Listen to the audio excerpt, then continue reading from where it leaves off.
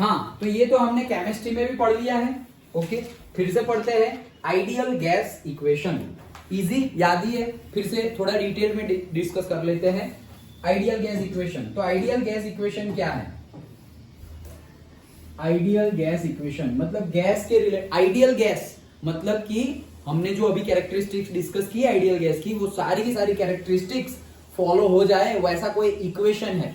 Okay, तो वो equation क्या है? वो ये जो इतना बड़ा पिंक कलर से लिखा हुआ है वो ये इक्वेशन है, PV is equals to mu R T.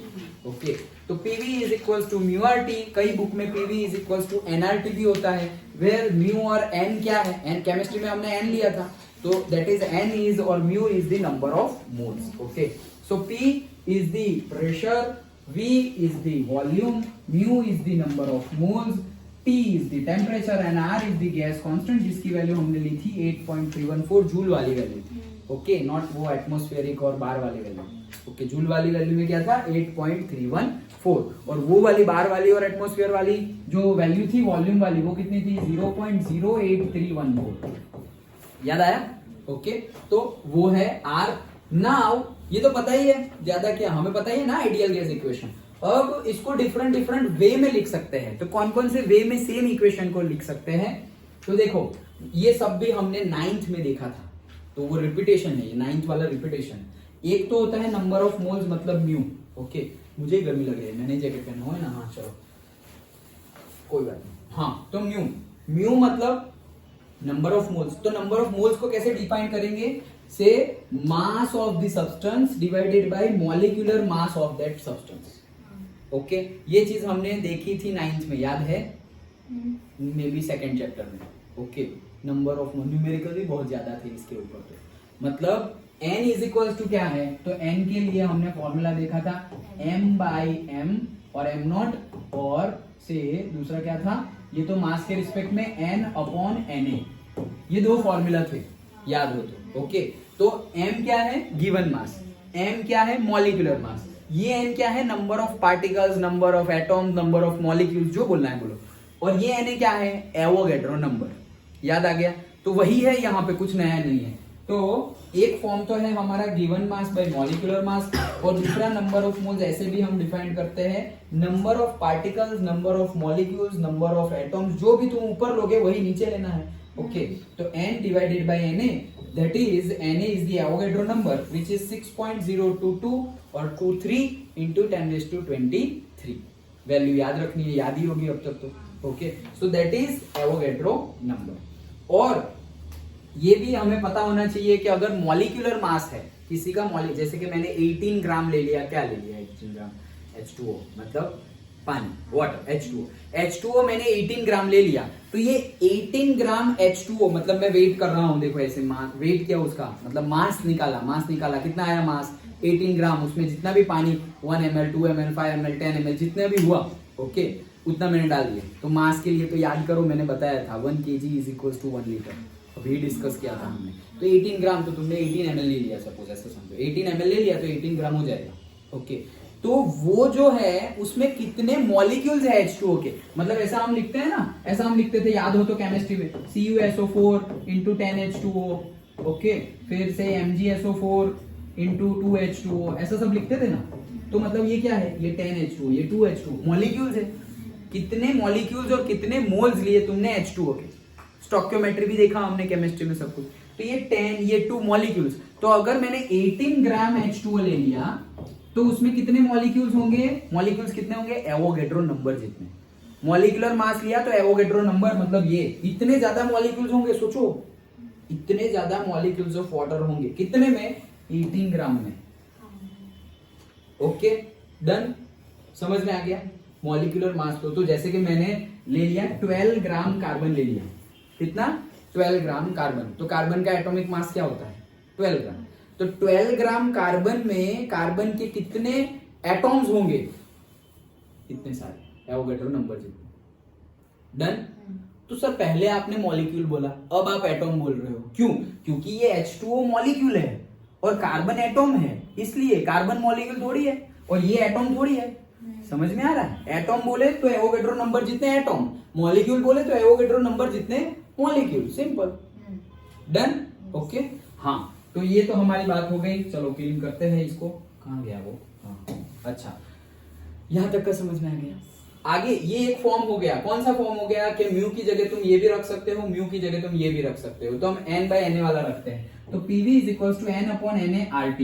ये n अपॉन na rt है, उसमें ये particular r divided by na।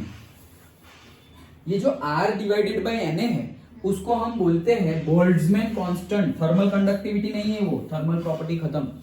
ये है के को क्या बोलते हैं? बोल्ट्जमैन कांस्टेंट, साइंटिस्ट का नाम है बोल्ट्जमैन कांस्टेंट। और उसकी वैल्यू याद रखनी है तुम लोगों को 1.38 इंटू 10⁻⁻23। ओके, फिर से 1.38 इंटू 10⁻⁻23, 1.38 इंटू 10⁻⁻23। ओके, चलो, तो ये एक नंबर आया वो याद रखो, ये दूसरा नंबर आया वो याद रखो, ये नंबर याद रखो, ये सारे नंबर हमें याद रखने हैं। तो ये तो हो गया। हमने ये देखो किसका निकाला हमने, जो n बाय na rt निकाला था, तो वो r क्या है? गैस कांस्टेंट, और na क्या है? Avogadro number. दोनों कांस्टेंट ही है। r की वैल्यू भी फिक्स रहेगी, एवोगैड्रो नंबर की वैल्यू भी फिक्स रहेगी। तो भाई k की वैल्यू भी फिक्स्ड ही रहेगी ना, ऑब्वियस है, वो तो चेंज होगी नहीं। तो बोल्ट्जमैन कांस्टेंट की वैल्यू भी फिक्स। और दूसरे फॉर्म में भी हम ले सकते हैं। ये हो गया हमारा ये वाला फॉर्म, और दूसरा मास बाय मॉलिक्यूलर मास वाले फॉर्मूला से भी pv is equal to mass by molecular mass, w मतलब मॉलिक्यूलर मास, ओके, mw मतलब मॉलिक्यूलर मास, rt। तो ये फॉर्म भी ले सकते हैं। कौन सा फॉर्म? मतलब simply pv is equal to nrt, ये एक फॉर्म हो गया। दूसरा pv इज इक्वल टू से n बाय na rt, ये दूसरा फॉर्म। तीसरा form pv is equal to mass, ये मास को स्मॉल मास भी लिख सकते हो, और मॉलिक्यूलर मास rt। डन। और ऐसा भी लिख सकते हैं हम pv is equal to r by na, that is nkt। Done. तो ये r बाय na क्या है? Boltzmann constant. तो देखो 1 2 3 4, 4 तो फॉर्म हो गए, और एक ओरिजिनल ये तो है ही, ये तो है ही, तो वो पांचवा pv is equal to nrt। Done. Okay, तो डिफरेंट वे में हम आइडियल गैस इक्वेशन को रिप्रेजेंट करते हैं अकॉर्डिंग टू। तुम्हें न्यूमेरिकल गिनना है तो न्यूमेरिकल में गिवन क्या है? तुमने सिर्फ ये याद रखा कि pv is equal to mu rt, और वहां पे वो भाई साहब ने सिर्फ दिया है नंबर ऑफ मोल्स। क्या दिया हुआ है? नंबर ऑफ मोल्स भी दिया है, या फिर ऐसा समझो मॉलिक्यूलर मास गिवन है। तो उन्होंने गिवन है मॉलिक्यूलर मास, उन्होंने दिया है मॉलिक्यूलर मास और नंबर, और suppose not molecular mass, given mass. Molecular mass तो तुम फाइंड कर सकते हो ना, तो फाइंड करना। उन्होंने बोला है तुमने लिया हुआ है H2SO4, तो उसका फिर मॉलिक्यूलर मास गिनना तुम्हें आना चाहिए। ओके, तो कितना हो गया? याद होना चाहिए। ये तो नहीं, H2O नहीं, H2SO4। ओके, तो वो तो गिनना पड़ेगा, लेकिन वो होता है 98। ओके, थोड़ा बहुत याद रख लेना। जैसे H2O का तुमने याद रखा है, CO2 का कितना होता है? 44। ऑक्सीजन ही देखो ना, CO2 तो ऑक्सीजन 1 का 16, 2 का 32 और कार्बन का 12, तो 44 हुआ ना। ओके, H2SO4 तो H2SO4 तो 2 हाइड्रोजन मतलब 2, सल्फर 1, 16 दूना 32 और ऑक्सीजन 4, तो 16 4 जा 64। अरे ये प्लस है भाई। ओके, तो 64 एंड 4 कितने हो गए? 68 और 30 98।